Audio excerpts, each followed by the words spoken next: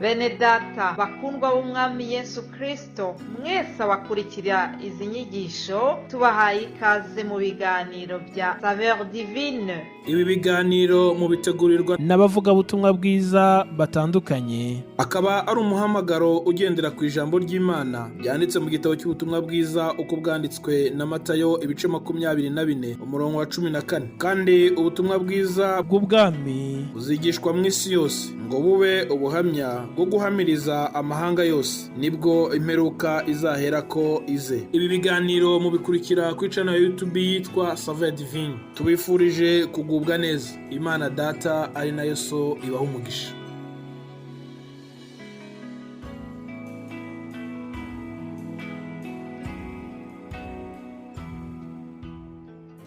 Yesu ashimwe bwoko bw'Imana. Nk'uko mubizi ndi Florien Musabyimana, dusanzwe tuganira ijambo ry'Imana. Uyu munsi rero nateguye ijambo ry'Imana riri muri iki cyumweru turimo cyo kwibuka izuka rya Yesu. Tugiye gusoma amagambo y'Imana ari muri Yohana urwandiko ibice byaho 20 duhere ku murongo wa 19. Umutwe w'amagambo uravuga ngo Yesu yiyereka abigishwa be Toma adahari.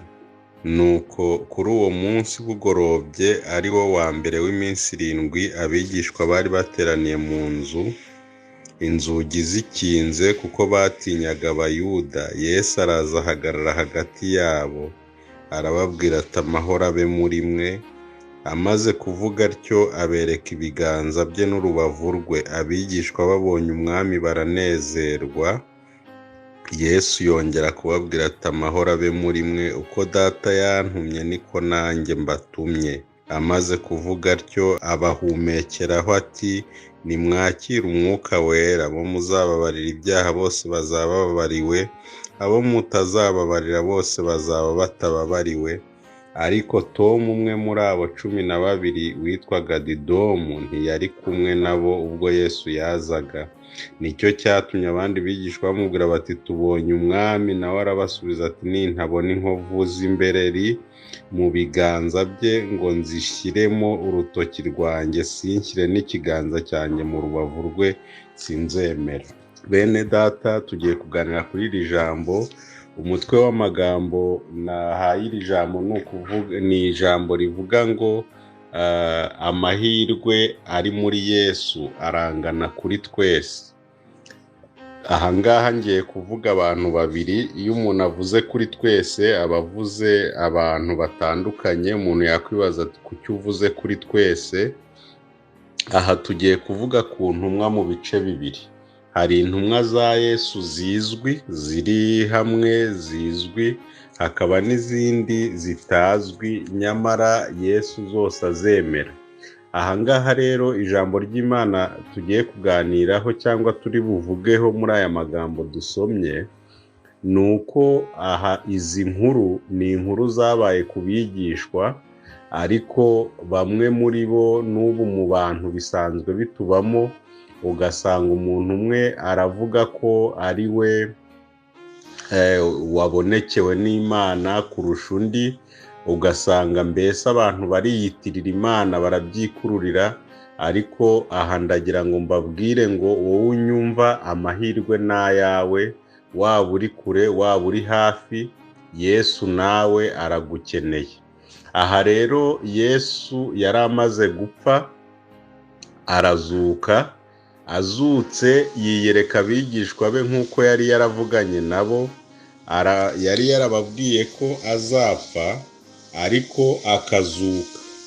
Byari bigoye rero kubyemera, byari bigoye kubyumva, ariko kuko Imana ari umukozi w'umuhanga, ibyo ivuze irabisohoza. Amaze kuzuka araza yiyereka abigishwa, ariko nabo ntibemera. Babanza gushidikanya kuko bumvaga bidashoboka. Nibwo bwa mbere byari bibayeho. Twibukiranye ko nibwo bwa mbere umuntu yaravuye mu mva, byari bigoranye kubyemera. ariko Yesu abereka inkovu, abereka mu rubavu, abereka mu kiganza, baranezerwa.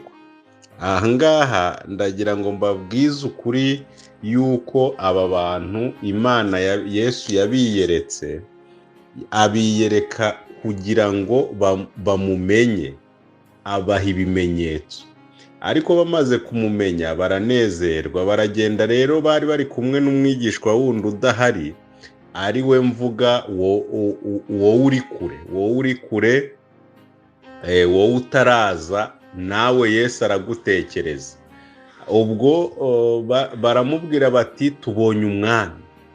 Arababwira ati ibyo sinshobora kubyemera. Bati se ni gute utabyemera kandi twamwiboneye yatweretse mu kiganza akatwereka no mu rubavu? Arababwira ati nanjye nintabona ikiganza mbone mu rubavu ntabwo ndi bubyemere. Bati nyamara ujya wemera utabonye. Abantu bamaze kugirirwa ubuntu bwo kubona Kristo akenshi babona bataragirirwa ubuntu bameze nk'abantu batakaye, batinda kumva, batinda kwemera.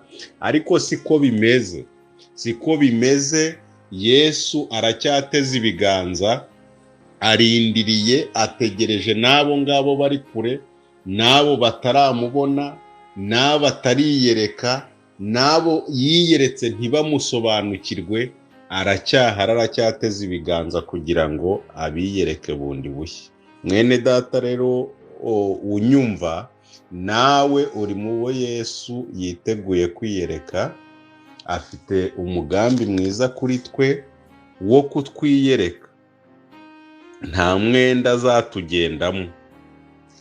Iyo ukomeje gusoma muri ibi bice 21 mu butumwa bwiza bwa Yohana, ubona ko nawe yaje kumwiyereka. Ndagira ngo ngutangarize ko niba yaraje ntumubone, azagaruka. Amahirwe arahari. Reka nkubwire rero ikimenyetso cya mbere kigaragaza ko umuntu yahuye na Yesu. Turagisoma hano ku murongo wa 21. Yesu yongera kubabwira ati amahoro abe muri mwe. Amahoro abe muri mwe. Icyo nicyo cya mbere. Ajya kujya mu ijuru yarabwiye ngo ikintu mbasigiye rukumbi, mbasigiye amahoro. Amahoro yanjye ndayabahaye. Ikimenyetso cyerekana ko umuntu yahuye na Yesu agira amahoro, kandi ayo mahoro ntabwo ari ay'ab'isi, ntabwo ab'isi bo bayabona. Ni amahoro umuntu agira arwaye akaririmba ko ari amahoro. Ni amahoro umuntu agira yapfushije ariko akaririmba ko ari amahoro. Ni amahoro umuntu agira adafite akazi akaririmba ko ari amahoro. Ni amahoro umuntu agira bitagenda. Ayo ni amahoro ava ku Mana yonyine. Ni amahoro Yesu atanga. Umuririmbyi yaravuze ngo amahoro Yesu aha abantu be ntagira akagero, ntarondoreka. Niyo ahumuriza abayafite. Utayataye ntabwo wahungabana.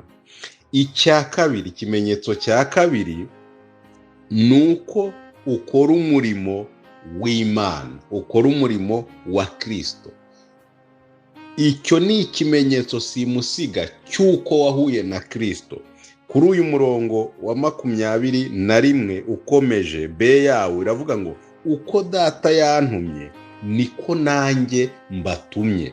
Ukora umurimo w'Imana ni ikimenyetso cy'uko wahuye na Yesu. Ikimenyetso cya gatatu, abo muzababarira ibyaha bose bazaba babariwe, abo mutazababarira bose bazaba batababariwe. Ikimenyetso cya gatatu ni ubutware. Kwa Yesu dufite ubutware, dufite n'ubushobozi iyo twizeye amagambo ye yose nk'uko yayatubwiye. Bene data, dufite intsinzi muri Yesu kuko yazutse. Yazukanye ibintu bitatu: aha abakristo, aha intumwa, aha bamwemeye bakamukurikira. Yazukanye amahoro. Ndakwifuriza kwakira amahoro Yesu yazukanye. Yazukanye umurimo. Ndakwifuriza gukorera Imana nk'uzahembwa n'Imana. Icya gatatu, ndakwifuriza kugira ubutware muri Yesu, bwo kugira ibyo wanga, bwo kugira ibyo wemera, ntihagire ibigutwaza igitugu, ahubwo byose tubinesheshe imbaraga z'Imana. Mwakire ijambo ry'Imana. Reka dusenge. Mana, turagushimiye kubwira ijambo, tugushimiye ko uriduhaye muri iki gihe, kuko nicyo gihe riziye, nicyo gihe gikwiye. Uriherekeresha imbaraga zawe, kandi abaryumva nanjye urivuze uduhana umugisha wo kuzakubona, mu izina rya Yesu Kristo umwami wacu, amen.